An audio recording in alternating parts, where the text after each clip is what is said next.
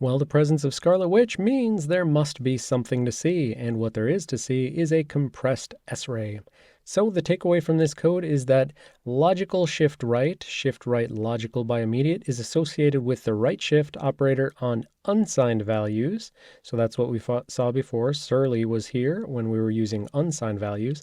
But if we're using signed values, then an arithmetic shift right, or S-ray, is going to be used when you have the right shift operator. On the other hand, we can infer that the left shift doesn't care. So we're using silly regardless of whether it's signed or unsigned.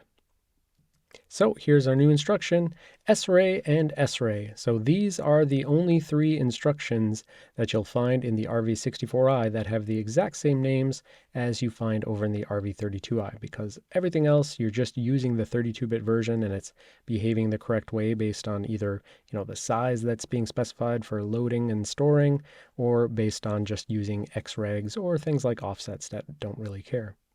On our diagram, it looks like this: S-ray, two instructions, plus the compressed S-ray.